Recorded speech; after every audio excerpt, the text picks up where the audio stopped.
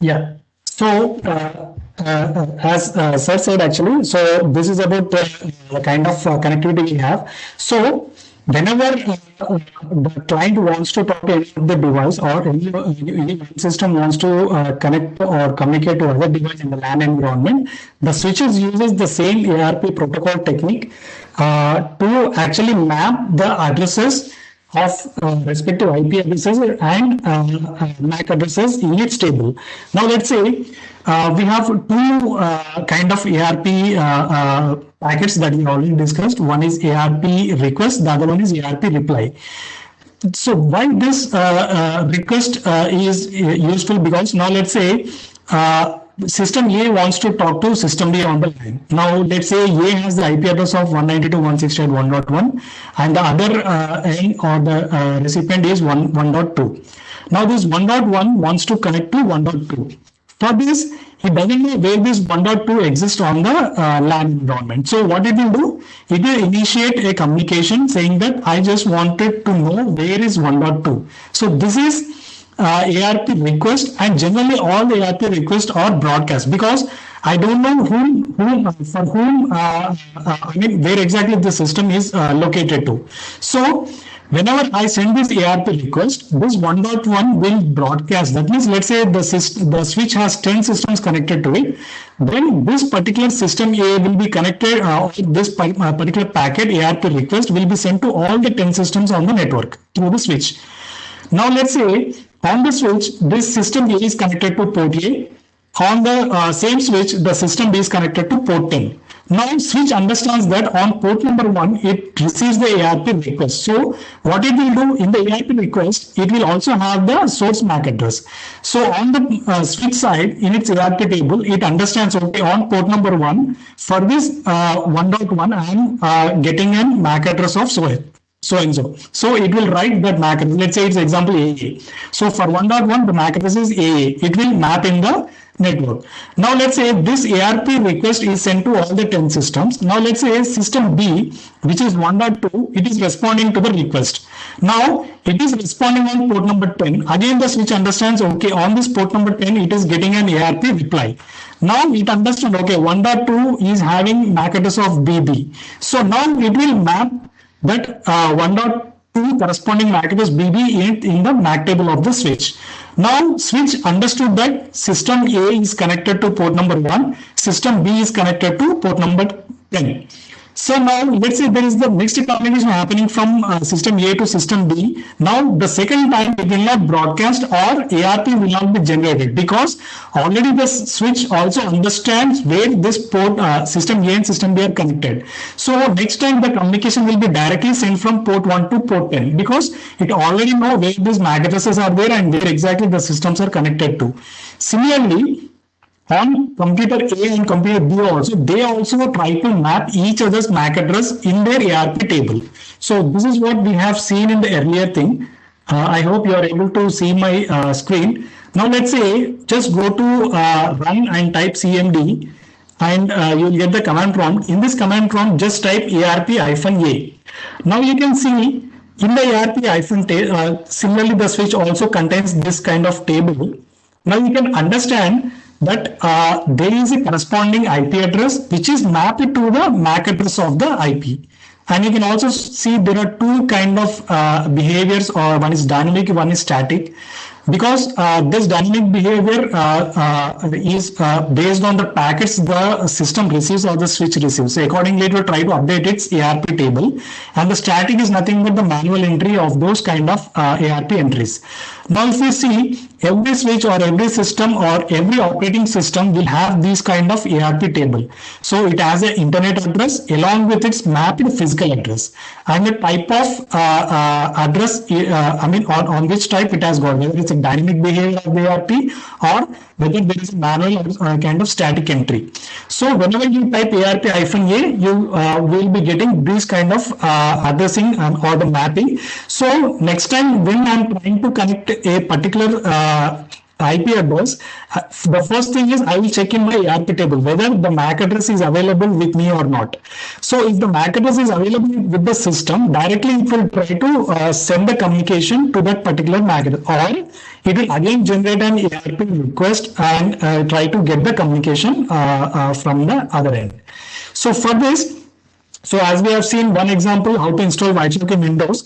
The second I will try to show, this is one environment which you will be getting in the virtual labs where we will be providing the Kali Linux. This is one of the open source platform which is used as the security assessment purpose, where all the security tools are already inbuilt or which are already pre-installed onto this device. Okay, so in this, once you go to the activities and type on Wireshark here, we will be getting this Wireshark window. Okay, so this is how the Wireshark window will look like. First, I will explain what are the kind of important parameters that are need to be understand in this Wireshark tool. Then we'll discuss about the Ethernet and the ARP headers which we have discussed in this session. So the first thing is we need to understand when we go to these captures, we have, okay, I'll just stop for this moment. So when you go for these captures, we have this option called options, where all the interfaces that are associated with this system are located. Now, whenever we are installing that NP cap as well as that USB P cap and all the drivers, what they will do is they will try to identify the kind of interfaces that are available on the system or on the laptop or on the particular device on which this tool is installed. Now, here we can able to observe there is interface called ETH0. There is a loopback interface and some of the generic drivers that are already associated with this kind of system. So all these kind of interfaces are already observed by this tool, and it will give the kind of interface on which we want to capture the data. And the other thing, as we discussed in the earlier session, we have this promiscuous mode enabled. So you can also see what is this promiscuous mode. What happens is, as some previous questions we already got, what kind of firewalls, I mean, how this will be restricted to. Now we can say that our NIC or the network interface card of a system is the basic firewall kind of thing. So what happens is, whenever we are getting some traffic from the LAN, let's say we are connected to the network using the cable or through wireless channel. So what happens is we may be getting a lot of communication onto this particular LAN or to the system through the wired or the wide connections. But how the operating system decides what is the communication that is really intended to the particular system, that is only possible with respect to the MAC address, because MAC is already hard coded on your NIC. So our system will identify the traffic. Okay, this traffic is intended for me, or this traffic is for my communication. That is only it will try to filter the traffic using the MAC address, because every NIC card knows its MAC address. The operating system will try to process only those MAC address related kind of communication that is coming on the wired or wireless connection. But most of the packet capturing tools will actually use this promiscuous mode, because our main intention of packet capturing is not only to understand what is coming as the intended behavior to us, to also understand what is exactly that is coming on the wire itself. It is not to filter anything specifically related to the MAC address. We just wanted to know what, or to analyze what exactly that is coming onto the total communication as it is, because the same kind of technology is also used in most of the sniffers or in the IDS or in the security technologies, where we need to collect all the packets that are coming onto the wired or the wireless environment. Then we need to analyze whether there is an attack scenario or whether there is a legitimate connection. So based on again the different kind of rule set or the behavior of the security device. Similarly, this tool also try to understand what are the packets or the traffic that is coming onto the system. We'll try to observe and we'll try to analyze. So that is where we enable this promiscuous mode on all interfaces, not on single interface. So any interface we can actually pick up and we can actually start the capturing. So now let's see, once you start the capturing, we will be getting a lot of packets that is actually flowing on the wire. So for this we need to For this, we need to understand the kind of packets that are actually getting. So again, we have a lot of sections here as we discussed the kind of thing. Now let's say I have captured some traffic. So as we discussed in the previous thing, now let's say I want to capture this. Okay, or I want to save it for later analysis. So these are the kind of extensions we are talking about. So we have .pcap, this is the default extension, and we have .pcapng, this is the next generation, the current extension that is supported by the Wireshark, and we have a lot of other extensions which are supported by various packet capturing technologies. So accordingly, we can select and we can store it in a place, and we can actually do the packet analysis at a later part also. Okay, and the other important kind of thing is the filtering mechanism, where we can actually see there is a section called apply a display filter, where we can able to filter accordingly. Now let's say I want to filter a particular protocol. Now let's say ARP, we just want to filter.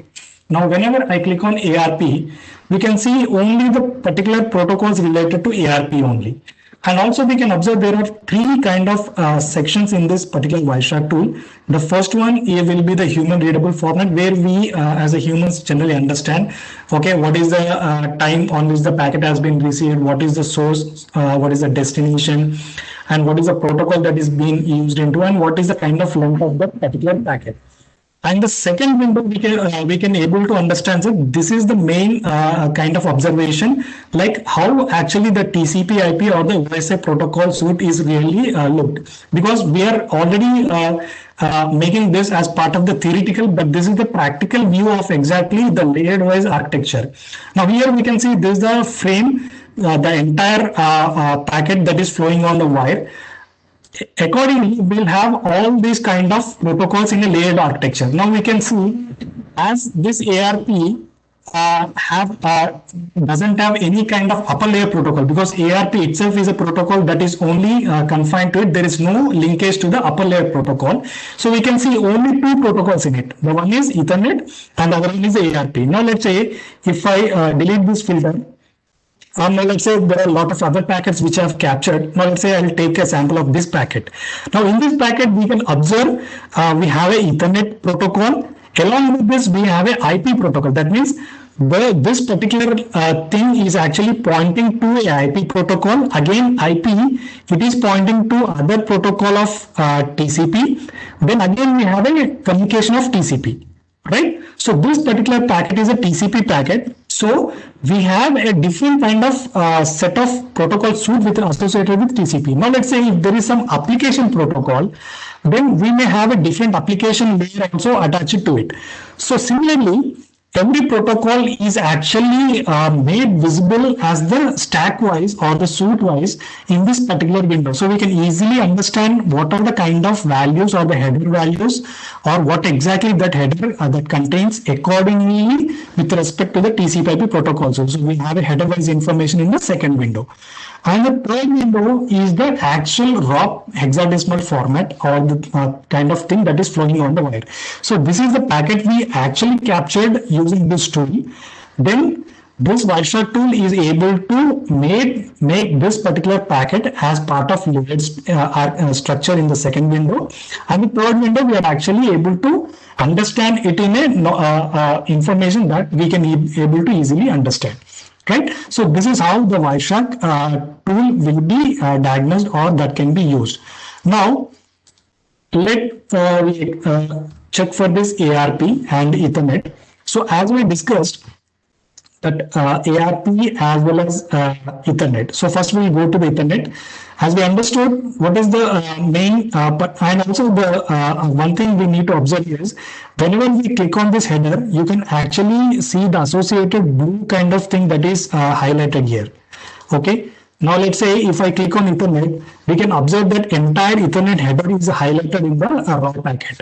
Similarly, if I select a particular parameter, then accordingly that particular parameter will be highlighted. Now let's say, as we discussed in the Ethernet header, we have three values main importantly: the destination MAC address, the source MAC address, as well as the type.